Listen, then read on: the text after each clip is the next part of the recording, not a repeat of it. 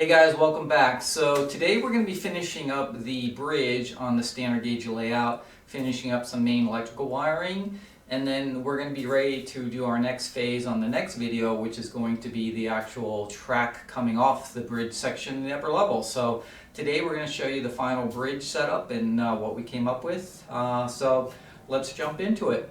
Alright, so the first change I had to make here was, if you notice, on the side here, I just have a very thin sheet of plywood here instead of the 3/4 inches I had before. So what that did is it kept the same distance underneath here, because obviously it's still on the top of the piers here, but it lowered the track height, which also lowers the top of the Hellgate Bridge, which gives me that little space I was after underneath the TV. So I didn't need a big space, and I didn't want to have to move the TV if I didn't have to. So rather than having to take off the shelf and try to move the TV up an inch or so and all that kind of stuff, I decided to check this out. So what I found was actually the platform actually sort of like is not 100% level, and kind of the floor on the room here kind of like slopes up towards the left. So basically what was happening is that Hellgate Bridge that was underneath the TV there was not level. So what I did is I just put this piece in here, swapped it out, and then what I did is on the piers, which go on the end here, I lowered the one like a 1/4 inch on the left hand side here, and that brought the Hellgate Bridge level, and then I had the appropriate gap I needed between that top of the Hellgate Bridge and the TV. And so just sort of leveling it out gave me what I needed, and I really didn't lose any clearance underneath here. I lost a tiny bit, but not much, so it's still okay and everything will work out okay. The other thing I did is I changed on these piers. I changed from, I had again a 3/4 inch piece of wood on the top here. Instead I switched it out to these aluminum plates here, and again that just gives me a very thin sort of 1/8 inch thickness here, just like the plywood. And again that gave me my height underneath here, but it lowered the top. And I just screwed them in here. I recessed the screws so this will be flush. This will all be painted when it's done. This is just its primer coat that I have on here to seal the wood, and then it'll get a couple of coats more to make this glossy, just like the rest of the thing. And the other thing I did is I eliminated a set of these. If you remember when I first looked at it, I had a set like right after the bridge here and then at the other end of the bridge. So what I decided to do is actually to squeeze it in a little bit more to give me a little more room on the ends as the trains are approaching underneath off the curves. Is I am going to actually put the end of the Hellgate Bridge on this crossover here. So it fits perfectly between these two aluminum channels here, and then I'll just screw 2 screws through it to attach it here, and that'll be the attachment at this side, and then the other end will get these piers, and that'll be it. So it saved me those 2 piers, and then I'll have a nice even level between the bridge itself and then the extension here that's going across the two. So that's kind of where I'm at right now. You can see right here on the main bridge itself, I gave it its first coat of paint. So what happened is I went to Home Depot. I was looking for something else, and I found a new line of spray paints that they're making under the Behr name. So that's their paint. And they have new spray paints under the Behr name, and it just so happened I saw a color there called Cornstalk in gloss, and it looked really, really close to the cream on the Hellgate Bridge, right? It's in the same sort of shade range. So I decided to try it out, and actually it turned out really well. Now in the camera here, actually it looks like it's a little white, but it's actually, you'll see it when it gets at the end here when I show you the finished product. But it's a really nice glossy finish. I just have 1 coat on here so far, so it needs a couple more coats to finish it off. But it's funny because the little joints in between the bricks sort of stand out here when you do the paint like that. So it turned out really well. And then the other thing I did on here is I took everybody's advice and I decided to put that Lionel porcelain sign on the back, but I had some extra of the aluminum plates left over, so I decided to cut those, and basically what I did is I'm going to have it like this. So I got the screws and everything all ready to go, and that'll screw on there in the back, and it'll kind of look like a billboard on the back of the bridge there.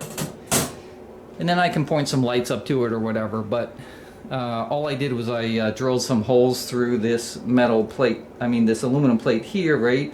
And then bolted it together. Same thing on the other side. It's all ready to go. So these will be painted also in the same cornstalk yellow. And it'll all be, once I get all my final coats on, then I can mount the sign on there and it'll be ready to go. So that turned out really well too. And this was just, again, a little extra material I had left over from the, aluminum strips I used to do the end pieces. So all I got to do now is get all this stuff painted and I'm ready to go. So how are we going to mount this to the layout? So when we mount it, what we're going to do is we've drilled the holes on the bottom here already. So you can see there's holes right here. This will hold this portion to the layout. When the Hellgate bridge gets pushed on the end here, like I said, there'll be 2 screws that come down through here and hold it to the bridge on each side. And then on the end pieces here, I've already have it pre-drilled. I got the holes right here. Again, those come through the bottom of the Hellgate and they'll bolt in on both sides there. So that'll all be bolted together. And then on the bottom, what I did is I drilled some holes on the bottom right here, and I'm going to use these studs that you see right here, which have wood threads on the one side and machine threads on the other. And these will go into the bottom here, obviously, and then there'll be a hole in the layout I'll drill. And then from underneath I can put a washer and a nut. And that way I can tighten it down once I get it in the right position of where I wanted it. If I try to just drill a screw up from the bottom layout up into these things, something has to hold this on the top. It'll move out of position. It'll be much harder to work with. This way I can just drill a larger hole in the layout in the basic area of where this is. And then I can move it around and have some play and slack. And then what I'll do is, when I'm bolting it on the bottom there, I'll use these big fender washers, right? And then a nut, and that will give me the leeway I need to tighten it down to the layout. So basically, this will be screwed down with 3 screws, and then I'll have the piers on each side at the outer ends of the bridges bolted down through the platform, and then the other end of the Hellgate gets bolted right onto this, and that should be it. Everything should be secure. So all I got to do now is sort of get this all painted and ready to go. I did get lucky the other day. It was like 60 out, so I was able to get the first coat on here. And now today it's actually supposed to be close to 70. Just a weird day that I can hopefully get this all painted. So I plan to get all these piers and then this sort of crossover here all painted up. And then once that all dries up, hopefully tomorrow I can get it mounted on the layout and get the bridges mounted in their final position, and that'll be it. And then I'll show you guys the final assembly once it's all on the layout. Okay, by the way, here is the actual paint. It's as you can see, it's Home Depot makes their own now Bear Premium Spray Paint. It's indoor, outdoor. It's primer and paint in one type of thing. You know, wood, metal, plastic, the whole deal. So really nice paint. This is actually called roasted corn, not corn stalk. I have no idea where I came up with that name in my head. I just made something up, but yeah. So it's called roasted corn, and that's the one that is sort of in the same shade range as the cream on the Hellgate Bridge. So, and yeah, it's pretty nice. They come in like 12-ounce cans. So, but what's nice about them is Bear's doing like different colors. You know, not the normal like yellows and greens and blues that you see from like Krylon or Rust-Oleum and stuff like that. They're doing all these sort of cool other shades and colors and stuff like that. So just by accident, I found this in Home Depot. It actually worked out really well. So yeah, check it out if you're looking for some sort of different colors that you may use on your train layout. Just check out their new line of spray paints. So really cool. All right, guys. So here it is. Here's the final sort of assembly, and I think it turned out really well because more because of the color of the paint I was able to find that was sort of close to the Hellgate Bridge colors, but it kind of looks like one big assembled unit now, so I really liked it. Turned out well. I'll give you some close-ups in a second, but you can see I'm using just those wood block piers on the ends now, and I don't have any in the middle right against the where the portals are anymore, right? And the Hellgate ends are actually sitting right on top of the that extension between the two bridges. And you can see in the back there, I've got the porcelain sign now mounted, sort of like a billboard. And there's 4 street lamps that I use. So as I've been sort of collecting the standard gauge stuff at shows, I've just been grabbing various colors and styles of street lamps to use on a layout. No clue where I'm going to use them. And I just happen to have 4 of these traditional style, like old gas lamp type of street lamps, and they're in this bronze color. I only had 4 of them. I didn't have any, I do have some others, but they're in different colors. So just because there were 4 of them and I could use 4 on the bridge here, this is where they got used. So, because I didn't really know where I was going to use them, but it worked out. So I got these 4 bronze lamps on the bridges, and they're all wired up and they'll light up too. I may illuminate the sign. I'm not really sure if I need to be honest with you. And the other thing I did is I put some of those LEDs underneath that crossover extension. So I put some warm yellow of the LEDs for the Woodland Scenics Just Plug system that you guys have seen me use before. So I've got 4 LEDs, I think, underneath there, so that, you know, at the nighttime scenes, it'll be sort of illuminated underneath there with like a warm yellow glow, which will be pretty cool too. So, and then of course the Hellgates themselves in the end piers, right? Those little windows that are sort of on the end piers there, they actually have lights in them too that you know, light up and all that kind of stuff. So the whole thing will be kind of lit and look pretty cool in the end. So yeah, let's take just a closer look at it here. So first of all, if you can see here, let me zoom in. You can see underneath the television now, I have a gap that I was like after before. So when you're looking at it, especially if you're looking at it from above, right, it doesn't look like it's jammed up right against the TV anymore. I have a, you know, a good 1-inch gap there or whatever, which is what I was after. Just from a visual standpoint. So I got that finished, and you can see there's just the piers on the ends, and then you can see the Hellgate is actually resting on top of that bridge extension between the two. And then on top of the Hellgate, I actually put the green carpet just like I have on the rest of the layout, and that brought the track level up to meet the Hellgate bridges. And then I have these bronze lamps on the end here, and of course the sign in the back. So it turned out pretty well, I think. And I've got just a piece of the track I'm going to be using. We'll talk about that in a little bit. Just I laid it across there just to make sure everything was level across the 2 bridges and stuff. So, and then of course then you got the other one, and then you got the pier in the end. So let's go ahead and take a closer look. So from the end point, you can see kind of what it looks like. You know, when you're coming into it, you've got sort of this little recessed detail right in between here, and then the trains just come into it.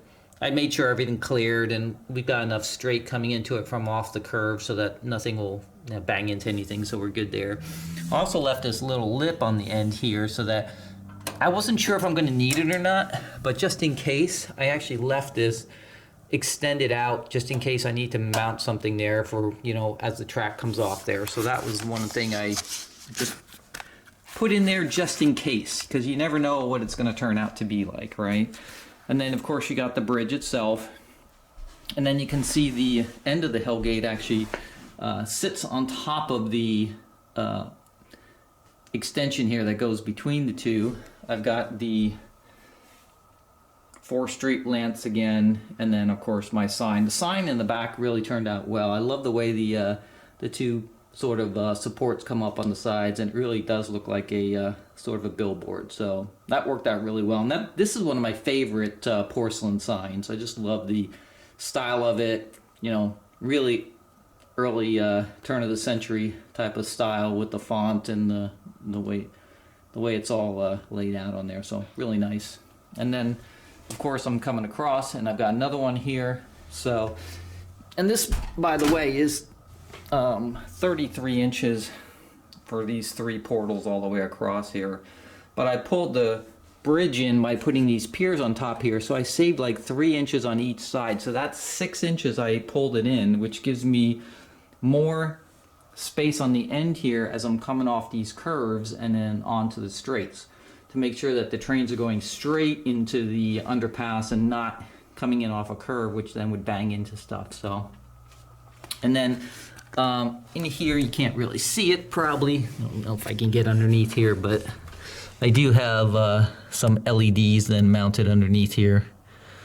So I got like 4 LEDs going across there, and those will be the ones that light up when it gets dark at night, and you'll see all those. I'll turn off the lights and I'll show you what all that kind of looks like. Yeah, so that's the base that I'm starting with on the upper level here.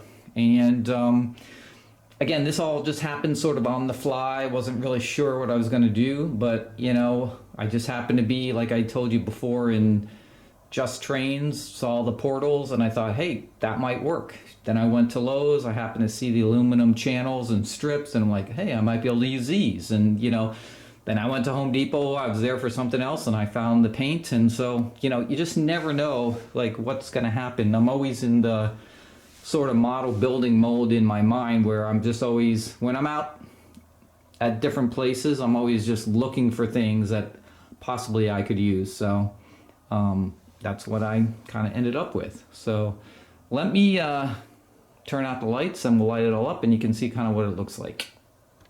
There it is. So there's sort of light coming in the windows from the outside, so it's kind of hard to make it dark. But basically you can see here the Hellgate Bridge itself has lights in it, you know, on the ends that light up. And then I have the street lamps that are on the bridge itself. The camera's making them like really look overblown, but if you actually see them in person, they're actually lit really, really nice. Just a random amount. I think I'm having them at 16 volts right now. But they look actually really nice. They don't blind you like it looks like in the camera. I guess the camera just picks it up too well. And then of course you got lights on that bridge, and then I don't know if you can see it underneath here, but there's some warm yellow LEDs lighting the underneath here. So again, when the trains go through there at night, I think it'll look pretty cool. But yeah, so like if you pull it in here a little bit, it kind of looks like this one here more in person. That one in the back just looks overblown for some reason, don't know why. Cameras. But anyway, you get the basic kind of gist of it. It'll be all lit up at night, and I'm pretty happy with that one in the back there. Now again, don't forget, I keep saying this over and over again, but you know, this layout is supposed to more, you know, replicate a toy train layout, not any kind of scale modeling. So I don't want to get too crazy with any kind of details, right? Especially with some of the lighting and stuff like that. So I want to use, you know, basic stuff that would have been available, right, at the turn of the century when somebody was putting together a model train setup and stuff like that. So that's we're already over sort of the details with the piers and everything, but I think it almost looks like it was made this way from the factory, right? Like it was one big huge bridge. So in the end, I think it turned out really well, and that's about the level of detail I'll go to. Now they did have like very big clunky looking trees and stuff like that they did do. So we'll put a little bit of that on the layout, but again, I don't want to go into all kinds of like really crazy detail like I did on my oak gauge layout. So I think for what I was after, this actually worked out really well. So, and yeah, I think that's going to be it for the final bridge assembly here. Our next step is going to be to start actually laying the track off of this bridge on the upper level as it goes around the layout, and we're going to use something hopefully special here. We're going to use a 5-rail track, a Gargraves 5-rail track on the top, so that we can actually run O gauge template in addition to standard gauge template on the same layout. I don't know if it's going to pan out, so we'll on the next video I'll show you this track. It's a flex track. It doesn't come in sectional pieces, and you know it could go either way, to be honest with you. I'm not sure. It's either going to be a great success or a colossal failure, one of the two, because I've got to somehow come out of these bridges and then get around all these things like the roundhouse and everything. So I'm not exactly sure where everything is going to land, because I got to clear all these big buildings and things like that. So, but we'll find out. But if it turns out and it works out, it's going to be kind of nice to be able to stick a piece of O gauge template on the top level and run that while you have the regular standard gauge stuff running below it and things like that. So, all right, so I think that's gonna be it for today's video. All right, guys, so one other thing I did in prepping after I got the bridge done to get the lighting and everything is I finished up all the main wiring for all the lighting accessories, everything I'm going to use on the layout. And so I'm using a Type Z transformer right here. This has been a refurbished, rebuilt one. So all ready to go, looks fantastic. And yeah, I just sort of put it right here on the, right next to the switches for the conventional command control and stuff like that. So fit perfect there. But the reason I put it there is because I changed my mind on something. So if you remember before, when I'm in conventional mode, remember, I've got 3 loops here, right? I got the outer, inner, and the future upper loop. And if I want to run them in conventional mode, I just flip the switch. Now, because the TIU only has the fixed, I've got the 2 fixed ones, which go, actually 3 fixed. I changed one of the variables to a fixed. So when it's command mode, they're all in the up position right here, and they're coming out of the TIU. So it's giving me just a full 18 volts. When I push them down in conventional mode, then I'm using the transformer handles. And so, of course, the Z4000 only has 2 transformer handles, and I need a 3rd one. I originally was gonna just make the upper loop controllable through the variable output of the TIU using the handheld remote. But, when you're running a conventional train, it's just much nicer to use some kind of a transformer handle. So, since I have the Type Z here, what I did is on the channel A, B, and C, these are all go out to distribution blocks for lighting and accessories. But this 4th one right here, and I just put a little tag right here, is going to be the conventional control for the upper loop. So I'm going to use this dial right here to actually control the upper loop conventionally. So now I do have really basically 3 transformer handles. I got this one, and this one right here. And that's the reason I put the Z right here, so I can control the upper loop conventionally. And now I don't have to worry about using the remote and the TIU, because even variable mode with the remote is kind of a pain getting it to, you got to use that thumb wheel and everything. So I just decided this is much easier for conventional control. And so when I put the switch down here in the conventional position, this will be the part that actually supplies the power to the track. So, and that's why this is here. All these 3 right here, I've wired out to distribution blocks underneath the layout. So let's take a look at those. Here they are. Just got 3 distribution blocks right here.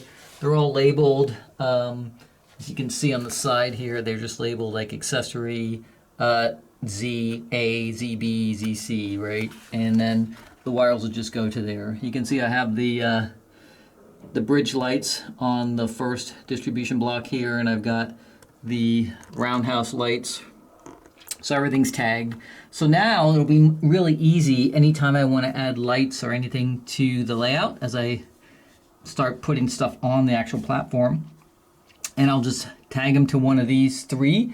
Because they're separate, I can keep separate voltages. So I think this first one right here I've got set to like 15 volts right now, which is pretty good. The lights are pretty bright when they're at 15, but they won't be too bright to burn them out too early. So I think I'll set that to 15. And then these other ones, I'll decide what they're going to be set to, and then those voltages will be pretty much set for each one of these distribution blocks. And that's pretty much it. So everything is sort of under this middle pillar right here, support, so that, wherever it is on the layout, it kind of runs equidistant to the center for wiring. So that'll help save on some wiring instead of having it all the way at the one end and having to run wires from end to end and stuff like that. So yeah, so it's all ready to go at this point. So it's going to make adding accessories and lighting super easy whenever I'm ready to do that portion. So I've already got the distribution block for the upper loop right here ready to go. So as soon as I get that track up there and get some feeds down, then they just go right to that and I'm all set. So I would say at this point, besides wiring the individual pieces like street lamps and things, it's pretty much finished as far as the main core wiring and electrical setup goes. So I'm pretty happy about that since that's out of the way now. And I'm controlling it again by two power switches. So as you recall, I'm just powering everything by these two main power switches, turns everything on and off on the entire layout. So the right hand one controls the track, which basically controls the Z4000 transformer and all the power bricks for the TIUs. And then the left hand one controls the lighting, which is coming off the Z transformer. And that's it. And so I basically have these two main transformers and then the power bricks that are powering everything else for the command stuff, and that's pretty much it. But this, I've also linked this to make sure that the thing about it is when you have the lighting one on, the lights on the layout will be on, so you can't forget to turn that one off. And then this other one right here, I actually put the Lionel clock that you see upper in the corner there, this Lionel clock, which lights up. And so that'll be lit. So, basically when I turn the track power on, since I linked it to that one, this one will also power on so that I'll know that there's power and I need to turn everything off. So I'm using a couple indicators so I accidentally don't leave any power on. And yeah, that's pretty much it. So I think at this point I'm ready to start the track for the upper level. So to finish out this video, I just wanted to show you two TCA Convention Cards that I picked up at the Allentown Train Show. I want to thank Stu from METCA, the Metropolitan TCA Group, who I think these were his personally. He brought them to the show, and he referenced a little comment I had made in a video about my mom that he had watched, and he actually sold them to me for a price based on a little story I had in there, which I really, really appreciate. I think that's one of the parts of the hobby that I enjoy the most, which is meeting all the people, and everybody in this hobby just seems to be the nicest people in the world. I don't know, maybe it's something about trains that makes people nice, I don't know.